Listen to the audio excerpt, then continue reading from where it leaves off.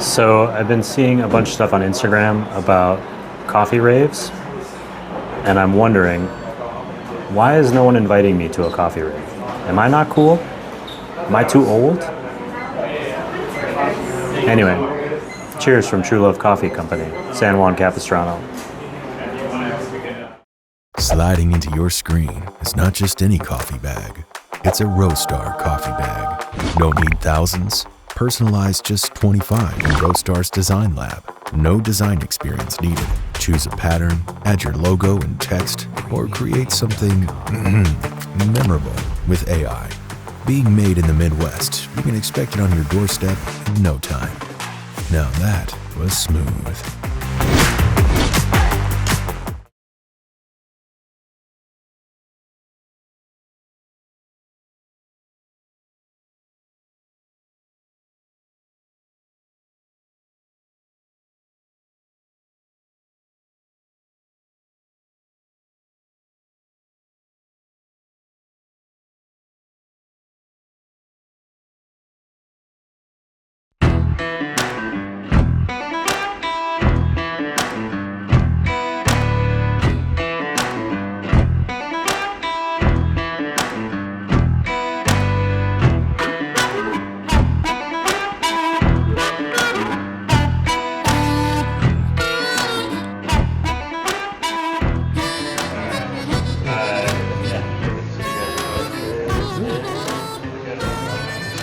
Talking to my chest. Huh? It's talking to my chest. Just talk like this. Cool. I never really know. All right. You know, I try to figure out. 2-hour conversation ends, and you're like, oh, lunch gap. Yeah. I did an interview with some people, and it was very clear that they were. I like the power dynamic. You guys are so much taller than me.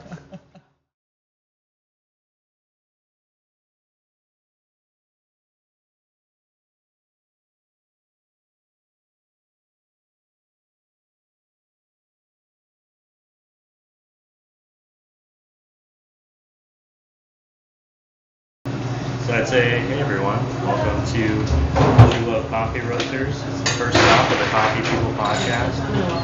We're here with Lee and Dana. We're purveyors of this fine shop. I didn't think about the whole talking fast thing, but That's perfect. I think it's part of the show. Yeah. 100%. It's this show presented by Roastar, so don't forget that. The coffee packaging company where we talk to people. You guys opened how long ago?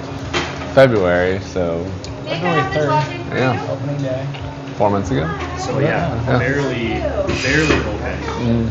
Already kind of a vibe. I've been sitting here for a couple hours now, or an hour maybe, and just watching people kind of cycle in.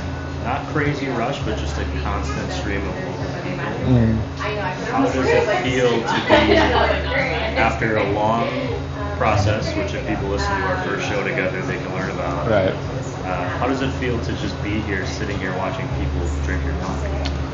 It's definitely amazing. It's really cool to see like people from week one come in and then seeing them every day since. Like now that we're a part of people's like morning rhythms is really cool, and just like meeting new friends and just neighbors. I've just been so excited about having like a new coffee shop in town, and it's been rad. Like, and I didn't really know what to expect either, because I was like, you know, barista for years and then roasted like in a warehouse alone for 5 years straight, and then going back in the cafe culture, like how much has changed. Like signature drinks are like so huge now, to where before it was just like vanilla latte. It was like the craziest thing, and now like having to be creative with seasonal drinks, and then like matcha is huge now, which I never made matcha before that too. So like it's just funny going from I don't know, production back into the cafe and just seeing how different it's, but how much has changed in like 5 years, you know.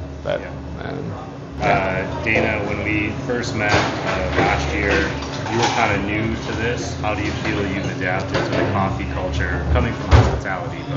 I was definitely very green to coffee.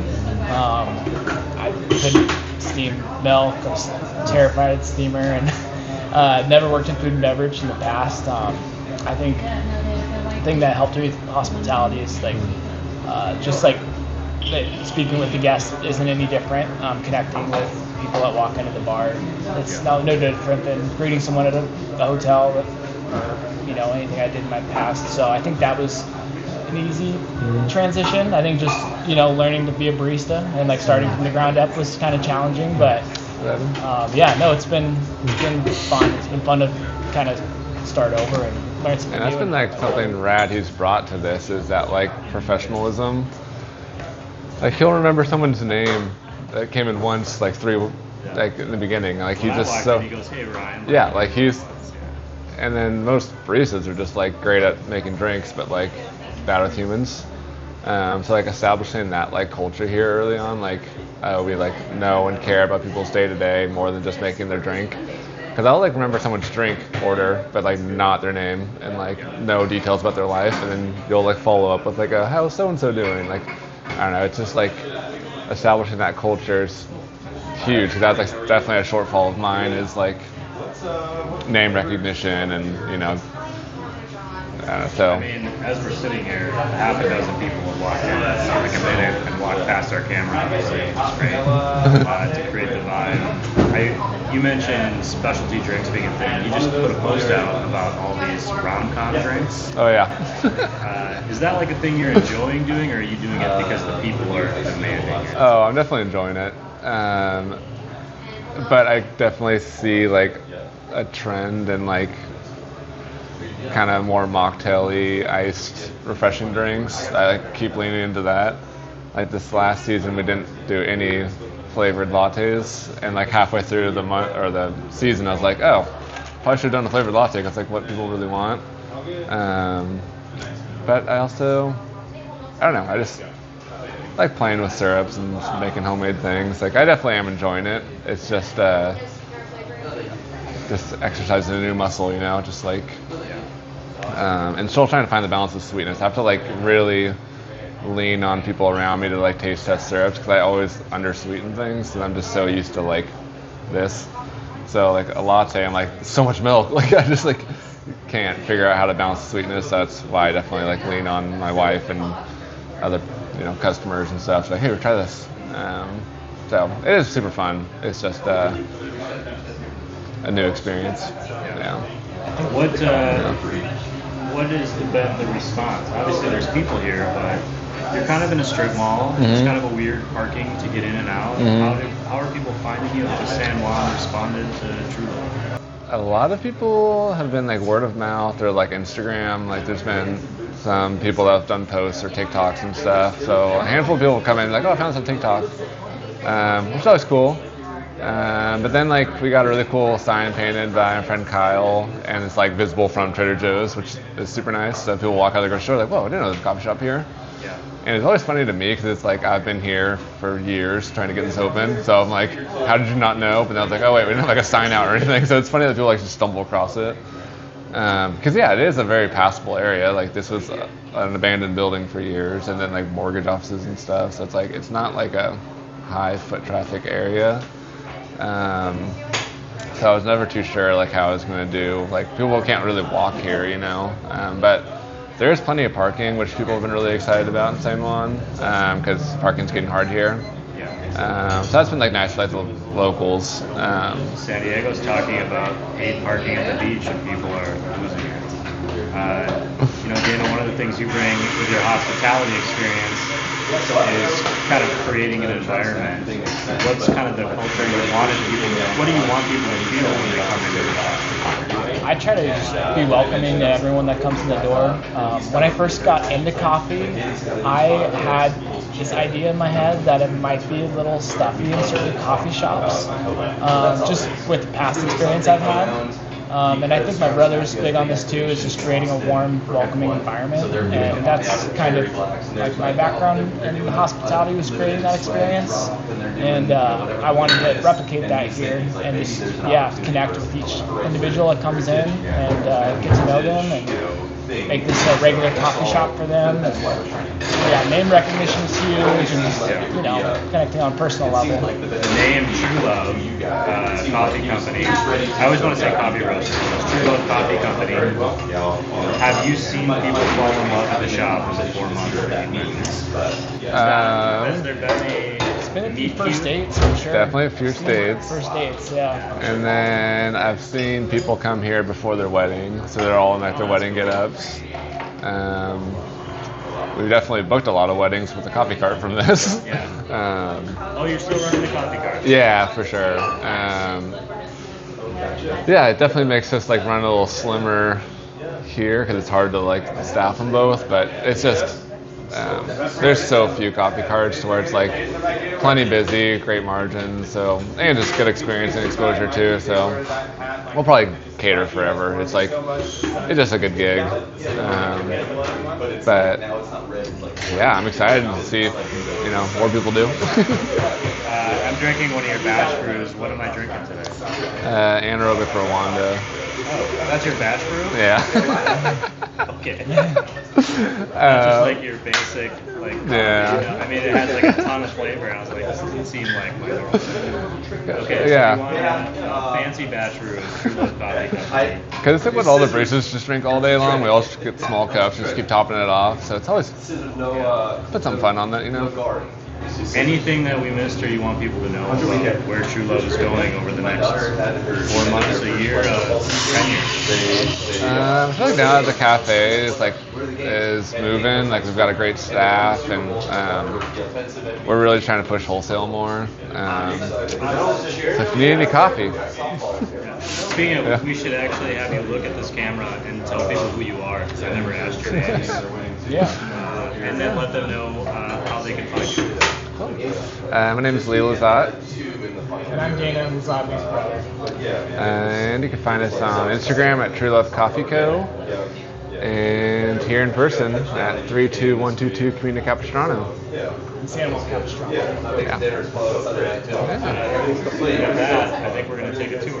Let's do it. I love how when we sat down, they opened I know. It's crazy. Yeah. I'm going to jump in. Cool.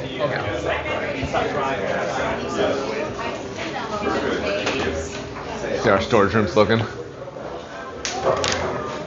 Alright, so we are outside True Love. You were talking about a sign just a minute ago that a friend painted for you. Yeah. We want to show people that sign. There she is. And who's the artist that painted this? I know it. Kyle. I'm going to butcher his last name, but let me get. We're going to look it up. Yeah. You hit him with the tag. He's amazing. That guy. Perfect. Would you mind giving us a little tour of your shop? Let's do it. Bear in mind that I'm a rookie camera operator. I mean, I'm a rookie interviewee.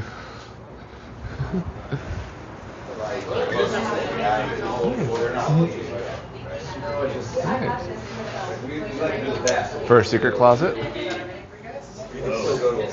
Lots of important Storage. storage and merch. And then we got 2 RO systems, one for the batch brew at a slightly higher TDS, and then the espresso one at a slightly lower TDS.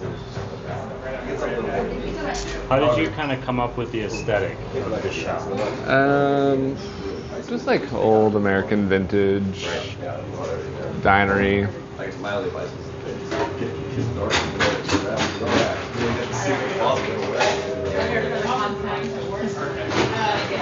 Yeah.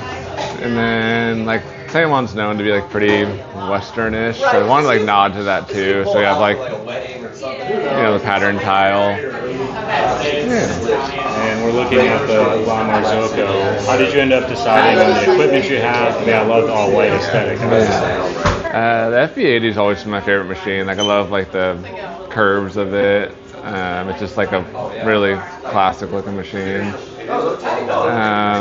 And then Spec Design in Australia refurbished it and powder coated it.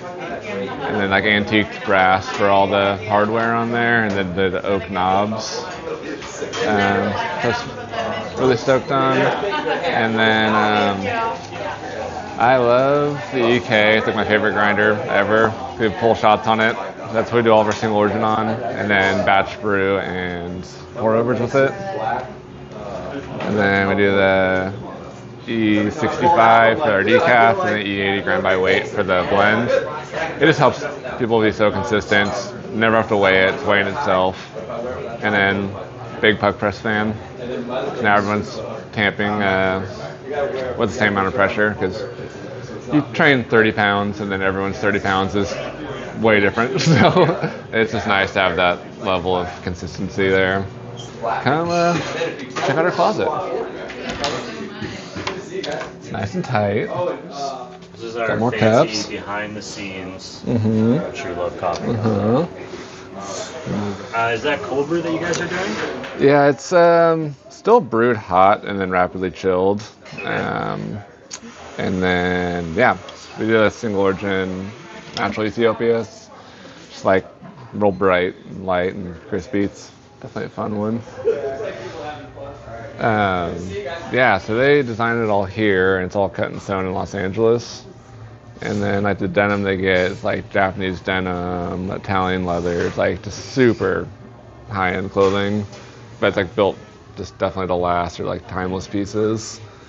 So I feel like it's like a similar, goal. Like start with really great materials. Like we start with really great coffee and do our best to highlight that. They start with really great denim, and then make it all here, which is super rad.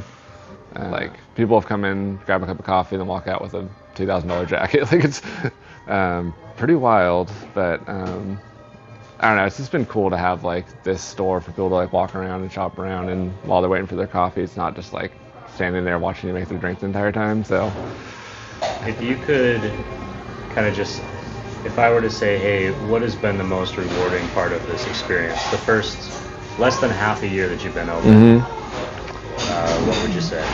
I think just establishing regulars, it's so cool. Like, I knew and assumed like my friends would come out and be supporters, but like just random people in the neighborhood that just come in every day is so cool, because it's like they don't need to like it, like my friends kind of need to like it, but just like, yeah, just friends and family and have been great. But then yeah, just like how many like new friends I've made just being here, and I don't know, it's just really cool. It becomes like people's like spot, or like their weekend spot, and that's been really, really rewarding. And then just my biggest downfall's always been social media, and it helps so much having this, because people will just post something and I hit repost. Like it's just like that's been super helpful too. But I don't know, it's just like it's really great going from roasting where like no news is good news to this where like you get to see someone's reaction like in real time, like whoa, like people are really enjoying the coffee, like, or they come back and buy retail bags. Like you get that like face-to-face interaction of like, I don't know, a positive experience. It's pretty amazing, because before that I'm just mailing boxes out, and if they order again I'm like, cool, I'm doing something right, but there's no like, this is great, like so that's been really cool, and luckily we haven't had too many people be mean, so it's up to that. As we're walking, maybe you can tell me what's the motto behind Warm, Sweet, Kind? What's the reason behind it? Yeah, I was originally wanting, like it to be like trying to figure out like a quick little phrase that like